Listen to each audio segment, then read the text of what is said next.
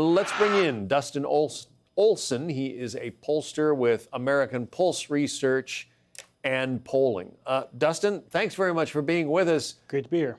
Polling is, well, it's an inexact science. The New York Times poll has Vice President Harris slightly ahead right now.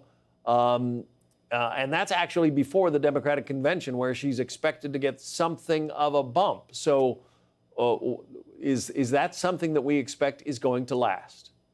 Yeah, it's been interesting as a pollster. This whole summer, we've had historic landscape shifting events happening all the way back to late May with the Manhattan conviction. You know, Donald Trump had a pre-convention bounce, which was interesting to see, largely due to the debate and just consolidating support before that. And then we had the unprecedented event of Biden dropping out, which, as a pollster, that does change the race as far as what you think about as far as weighting and everything. I think a lot of pollsters are trying to deal with that. But in our own American Pulse polling, it is very true that they did reset the race by throwing Biden overboard and bringing Kamala Harris in. And I think largely the fawning coverage has helped her quite a bit. Also the contrast between her and Biden and really giving hope to Democrats again that they're back in the game. And you can look at that in the numbers. A month ago, Kamala Harris was less popular than Joe Biden, and now she has, at least in our polling, a 3.5% net favorability. So there's definitely something going on within the numbers. J.D. Vance, former President Trump's running mate, was talking about it with Shannon Bream today. Here's how he sees it. Kamala Harris got a bit of a sugar high a couple of weeks ago, but what we've actually seen from our own internal data, Shannon, is that Kamala Harris has already leveled off. If you talk to insiders in the Kamala Harris campaign, they're very worried about where they are because the American people just don't buy the idea that Kamala Harris, who has been vice president for 3.5 years, is somehow going to tackle the inflation crisis in a way tomorrow that she hasn't for the past 1,300 days.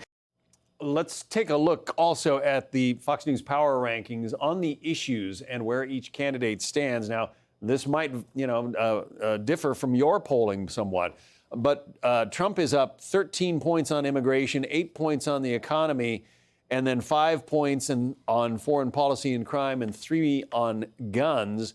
On the other side, the blue side of the wheel, you see Kamala Harris up on climate change and abortion, democracy and elections, and healthcare. She's up by 11.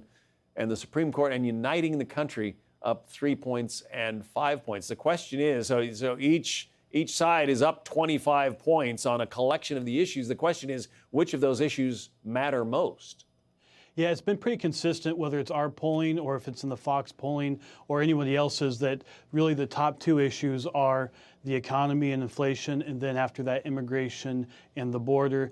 And on those 2 issues, Donald Trump definitely leads significantly. The one area that oftentimes comes in right after that is abortion, and the Democrats generally have a lead there. So if you look at the fundamentals of the race, I don't think J.D. Vance is too far off from the fact that I do think when people look at the economy in particular, and they look at the last few years, in our polling, 47% said there's no difference between Kamala Harris and Joe Biden. So there's going to be some of that, just the actual policy is going to come back.